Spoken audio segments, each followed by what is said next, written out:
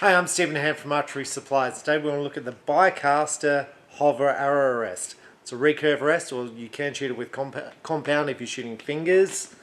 This is a bolt-on arrow rest, so you need a plunger button with it. Now you don't use the plunger button to lock this thing onto the bow, because you'll probably snap your plunger button, which I'll discuss. So this is what it is here. Alright, so it's a little wire rest, so the arrow sits on top there. You've got the adjustment screw on the back here to adjust it.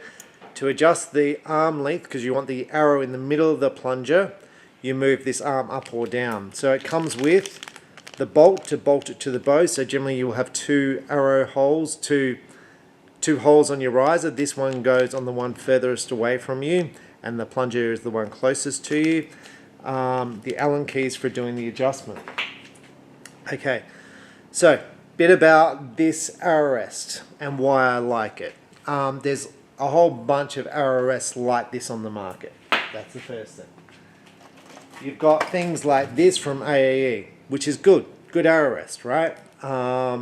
This one you can or can't use you have the choice of whether you use a plunger or not. It's got the little wire there. A free flight arrow rest is more expensive, so you're like twice the price. So this is $20. There's three varieties of AAE rest, and they probably start at around $60 and go to about $100, maybe $120.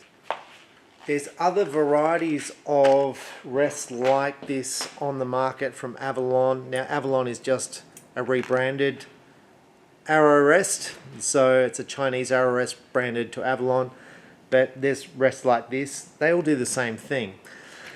The thing I like about this rest, okay, is it's really hardy. The wire's really strong. So if you're starting off in archery and your arrows are not tuned, or you pull the string, so you do that when you release, the arrow is going to come in and whack the bow.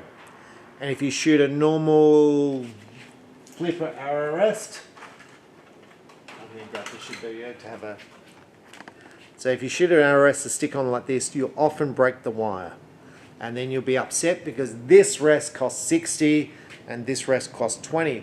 Now you can see the thickness of the difference in the wire. The wire on the Bicaster is a lot thicker than the wire on the Shibuya, which is why I like these rests, because for a beginner starting off, you don't know if your tune's going to be correct, your form's generally a little bit iffy, and you're going to be plucking the string and creating problems, right? So you want things to be hardy so they make it through. So some people will snap the plunger button because the arrow is so badly tuned, or you're plucking the string, right? This I haven't had any problems with, and it's $20. So what it means for me is I'm going to fit something to your bow for $20, inexpensive, and you're not going to have any problems. I like that. I don't like fitting a Shibuya rest to your bow, which is $60, the wire arm breaking, you go, you sold me this, it's faulty. I don't like that, because I don't make $60 when I sell that rest. I probably make $5 or $10, and then you want your money back because the bow's not set up. So the Shibuya rest is good for your experienced archer whose tune's good and the release is good. Not so good for the beginner archer. Now, this rest here, so it's very similar to the Bicaster, right? I think this is a toe point or Jungsing one, right? Now, the thing I like about the Bicaster, I'm putting them up side by side, you can see the length of this. It's too long, right? So the plunger's back here. I like the plunger to be here where the arrow sits. So this will work, but I'm not as happy with this than I am this, because I want the plunger sitting right where this is here, right where the curve goes up. So while this is okay, it's the same price as $20. I like this. I think the wires are probably the same size, but this wire here, it's got a nice shape. You can see it curves upwards. Curving up is really important. You can see this one doesn't really curve up. The reason it needs to curve up is it needs to hold the arrow. If it curves down, then the arrow will slide off. Not good.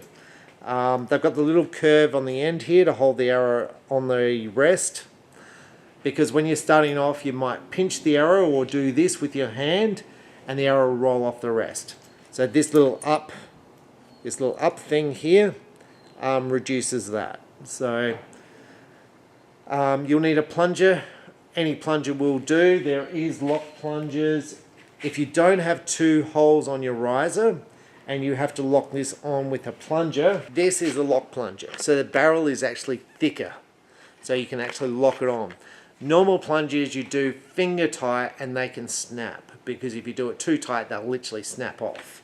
So it used to be a huge problem for me, because people go, look, my plunger snapped in 2, you owe me a new plunger. I haven't had that in about 2 to 3 years, whether that's education or me telling people or things have changed. I don't know. I used to get it all the time. But this is the A lock plunger. It's actually designed to lock these things to the riser, so you don't need the 2 locking points. Okay? So if you have the bow with 1 plunger hole, then you need a lock plunger, or just be careful, or just don't go to this type of rest.